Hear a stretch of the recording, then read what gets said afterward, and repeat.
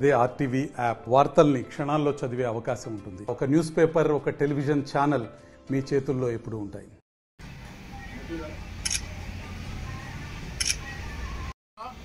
Chittoor టౌన్లోని police sub division పరిధిలో ఈరోజు Chittoor two టౌన్లో ఈ ప్రెస్ మీట్ వచ్చేసి గంజా స్మగ్లర్లైన కేఆర్వి కింగ్పిన్ టౌన్లో చాలా రోజుల నుంచి చూస్తున్నాం.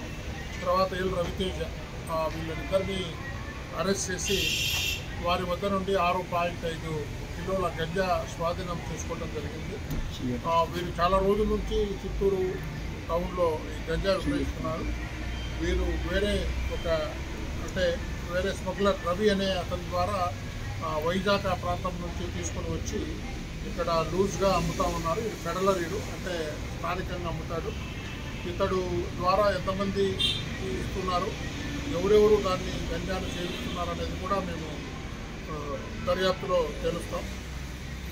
అందరినీ కూడా తదుపరిగా కన్జ్యూమర్స్ ఎవరైతున్నారో వాళ్ళకు కూడా అరెస్ట్ చేయడం జరుగుతూ ఉంది.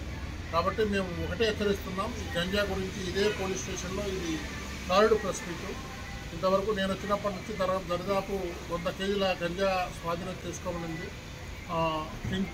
దీంట్లో కింగ్ పిన్లైన అప్పు, తర్వాత మరి ఇంతకుముందు కూడా పాండ్యన్, లడ్డు వీళ్ళంతా కూడా జైల్లో ఉన్నారు. వీళ్ళు బయటకు వచ్చే పరిస్థితి లేదు, ఖచ్చితంగా ఉంటారు. వీళ్ళపై మన జిల్లా ఎస్పీ జాస్వా సార్ గారి ఆదేశాల మేరకు సీట్లు కూడా ఓపెన్ చేయడం జరిగింది.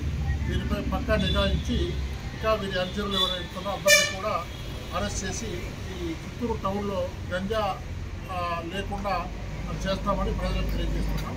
ప్రజలు ఎవరైనా సరే మీకు ఏదైనా గంజా గురించి కానీ, ఎన్డీపీఎల్ లెక్కల గురించి కానీ, ఐడిఆర్ యాక్ట్ గురించి కానీ, ఎలక్షన్కు సంబంధించిన ఏ సమాచారమైనా ఇస్తే మేము స్పెషల్ టీమ్స్ కానున్నాం కాబట్టి త్వరగా వారిని పట్టుకొని చట్టానికి అప్పగించే పనిలో ఉంటామని తెలియజేస్తున్నాం. మరిన్ని వీడియోస్ కోసం ఛానల్ ని సబ్స్క్రైబ్ చేయండి. లేటెస్ట్ అప్డేట్స్ కోసం వాట్సాప్ ఛానల్ ని ఫాలో చేయండి. అండ్ లింక్ డిస్క్రిప్షన్ లో ఉంది.